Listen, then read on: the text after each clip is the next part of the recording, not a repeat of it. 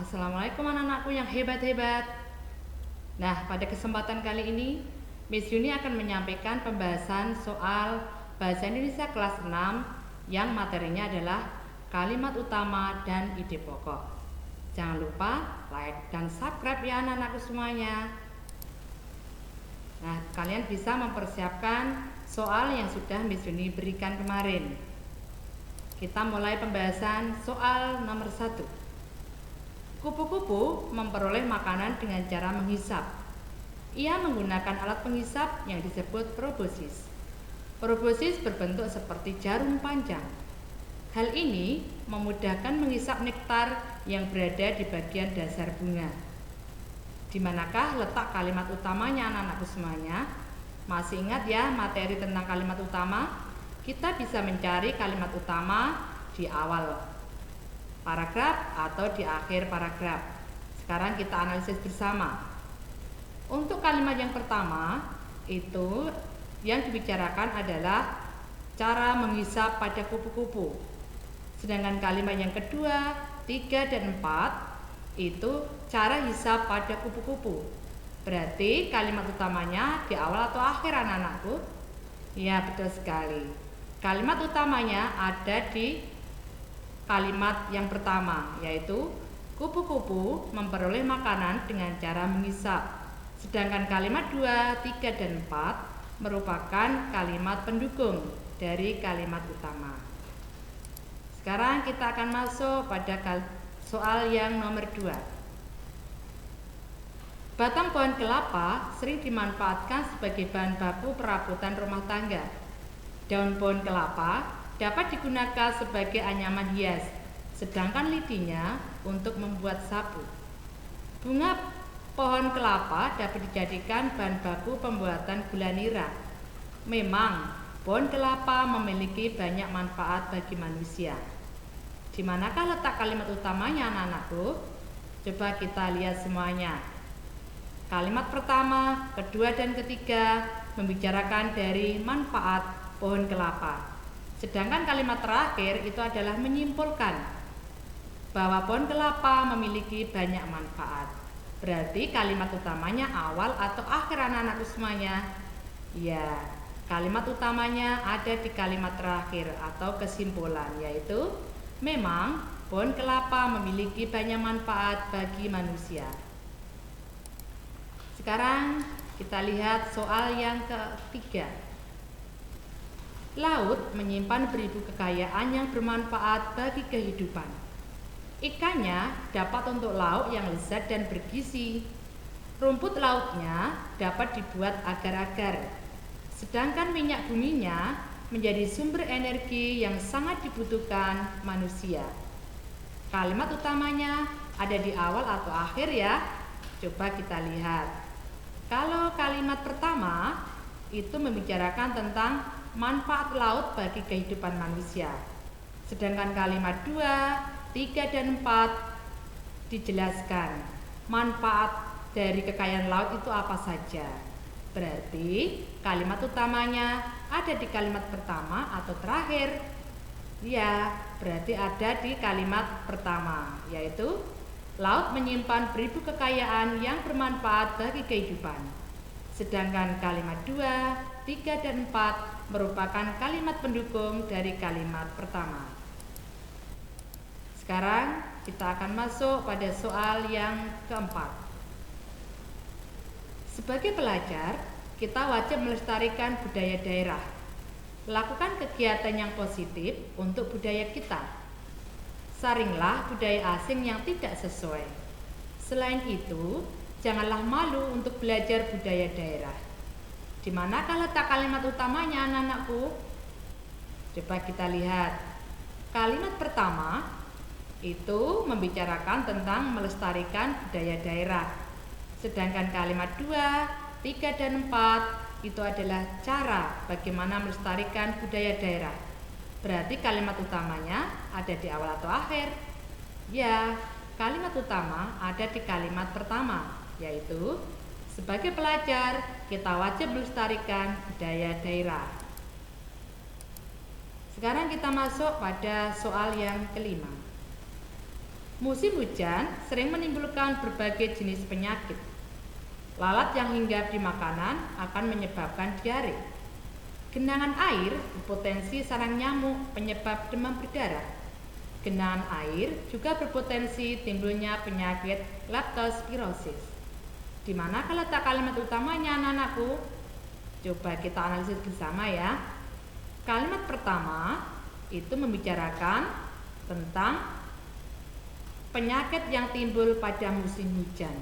Sedangkan kalimat kedua, 3 dan 4 itu penyakit apa saja yang timbul akibat musim hujan. Berarti kalimat utamanya ada di kalimat pertama atau terakhir? Iya, berarti kalimat utamanya ada di kalimat pertama, yaitu musim hujan sering menimbulkan berbagai jenis penyakit. Sekarang kita masuk pada soal nomor 6, yaitu tentang ide pokok. Masih ingat kan apa itu ide pokok? Ya, ide pokok bisa kita cari di kalimat utama. Berarti sebelum menemukan ide pokok, kita temukan dulu kalimat utamanya. Pertunjukan kesenian wayang kulit tradisional melibatkan peran dalang, sinden, dan niyogo. Dalang adalah orang yang paling berperan dalam memainkan wayang kulit. Sinden adalah orang yang menyanyikan lagu untuk mengiringi wayang. Niyogo adalah orang yang memainkan gamelan dalam pertunjukan wayang. Di manakah letak ide pokoknya? Kita cari dulu kalimat utamanya. Di manakah letak kalimat utamanya? Kalau kalimat pertama itu membicarakan tentang peran dalang, sinden, dan niyogo, sedangkan kalimat 2, 3, dan 4 penjelasan dari masing-masing peran yang dimainkan. Berarti di mana letak kalimat utamanya? Ada di kalimat pertama. Berarti kita cari ide pokoknya di kalimat pertama, yaitu peran dalang, sinden, dan niyogo. Sekarang soal yang nomor 7. Diare merupakan salah satu gejala adanya gangguan saluran pencernaan. Penyakit diare ditandai dengan adanya intensitas buang air besar melebihi normal. Biasanya penderita buang air besar lebih dari 3 kali dalam sehari. Tinja yang dikeluarkan biasanya berbentuk cairan dengan atau tanpa disertai darah atau lendir. Sekarang kita lihat kalimat utamanya di kalimat pertama atau terakhir. Coba kita lihat. Kalau kalimat pertama itu membicarakan tentang gejala pada gangguan saluran pencernaan, yaitu diare. Sedangkan kalimat 2, 3, dan 4 itu menjelaskan bagaimana gejala-gejala pada penyakit diare. Berarti kalimat utamanya ada di kalimat pertama atau terakhir? Ya, berarti ada di kalimat pertama, yaitu diare merupakan salah satu gejala adanya gangguan saluran pencernaan. Berarti ide pokoknya kita cari di situ. Yang mana ide pokoknya? Berarti gejala penyakit diare. Kita lanjut pada soal nomor 8 ya. Kebiasaan memotong dan mencuci sayuran dapat mengurangi kandungan vitamin. Cara mengolah sayuran yang segar terlalu lama berakibat nilai gizi makanan tersebut berkurang. Bahkan, memasak sayuran dengan suhu terlalu panas bisa mengurangi nutrisi yang tersimpan. Oleh karena itu, kita harus berhati-hati dalam mengolah makanan agar bermanfaat bagi tubuh. Kita cari dulu di manakah letak kalimat utamanya. Coba kita lihat. Kalau kalimat pertama, kedua, dan ketiga itu cara mengolah makanan. Sedangkan kalimat yang keempat atau terakhir itu adalah menyimpulkan dari apa yang disampaikan di kalimat pertama, kedua, dan ketiga, yaitu berhati-hati dalam mengolah makanan agar bermanfaat bagi tubuh. Berarti kalimat utamanya ada di kalimat keempat atau terakhir. Sekarang kita cari ide pokoknya di kalimat keempat, yaitu berhati-hati mengolah makanan. Itulah ide pokok dari soal nomor 8. Sekarang kita masuk pada soal nomor 9. Apel dapat diolah menjadi aneka produk yang bernilai jual. Apel dimasak hingga lumat menjadi saus apel. Apel difermentasi menjadi cuka apel. Selain itu, apel juga dapat dibuat jus apel. Nah, kalimat utamanya ada di mana sekarang kita lihat. Kalau kalimat pertama itu membicarakan tentang olahan dari apel. Contohnya yang kedua, ketiga, dan keempat itu contoh dari olahan produk apel. Berarti kalimat utamanya ada di kalimat pertama atau terakhir? Kalimat pertama. Ya, berarti kita lihat ide pokoknya di kalimat pertama, yaitu olahan apel. Oke, kita masuk pada soal yang terakhir, yaitu soal nomor 10. Lumba-lumba terancam punah keberadaannya. Binatang tersebut terancam punah karena perburuan liar. Maka, penyelamatan harus segera dilakukan. Penyelamatan dapat dilakukan dengan memberi sanksi yang berat kepada pelaku perburuan liar. Sekarang, sebelum menemukan ide pokok, kita cari dulu kalimat utamanya.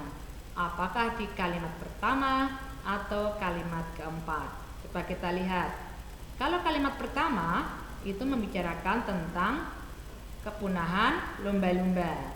Sedangkan kalimat 2, 3, dan 4 itu mendukung dari kalimat pertama, yaitu keberadaan lumba-lumba.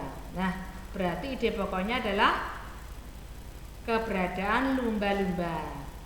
Oke, nah dari 10 soal yang bisa disampaikan, anak-anak kelas 6 sudah tambah paham kan? Nah, itulah bagaimana cara mencari kalimat utama dan ide pokok. Semoga kalian tambah jelas dengan materi kalimat utama dan ide pokok. Oke, salam sehat selalu anak-anakku semuanya. Semangat selalu. Semoga kalian tetap semangat dan juga sholatnya dijaga. Tetap berbakti kepada orang tua. Terima kasih anak-anakku semuanya. Assalamualaikum warahmatullahi wabarakatuh.